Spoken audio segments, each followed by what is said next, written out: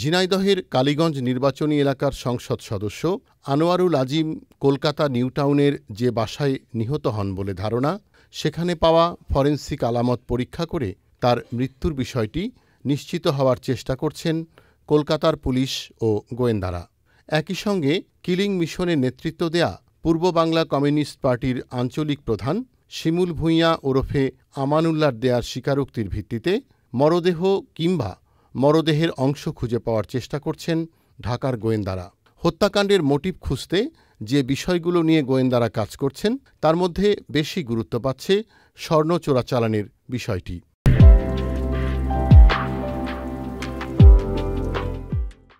চোরাকারবারি কি এই হত্যাকাণ্ডের সাথে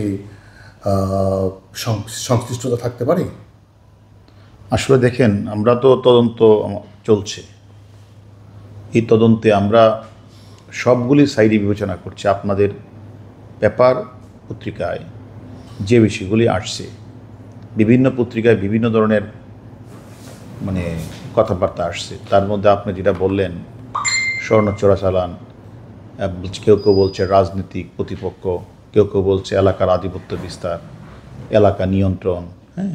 আর যেহেতু এটা border area, cross border area, সেখানে প্রতিনিয়তই কিন্তু এ ধরনের মার্ডার হয়।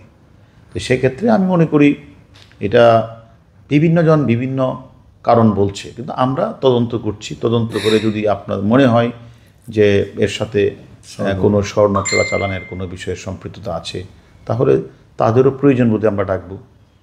না, সেক্ষেত্রে কি স্বর্ণ চোরাচালানি যারা করেন তাদেরকে আপনারা খুঁজছেন?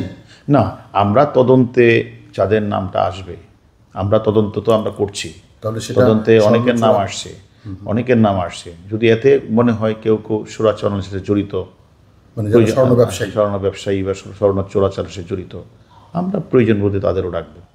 এমপি আনার হত্যায় অন্যতম সন্দেহভাজন কলকাতায় গ্রেপ্তার হয়ে রিমান্ডে থাকা জিহাদ হাওলাদার ওরফে কসাই জিহাদকে জিজ্ঞাসাবাদ করেছেন কলকাতায় যাওয়া ঢাকার গোয়েন্দারা। কসাই জিহাদকে সঙ্গে নিয়ে সম্ভাব্য কয়েকটি স্থানে তল্লাশিও চালিয়েছেন তারা। এখন কসাই জিহাদের বক্তব্যের সঙ্গে শিমুল ভূঁইয়ার জবানবন্দি মিলানোর চেষ্টা করছেন কলকাতায় অবস্থান করা ঢাকার গোয়েন্দারা। Enamul Kabir Rupam, channel I, Dhaka.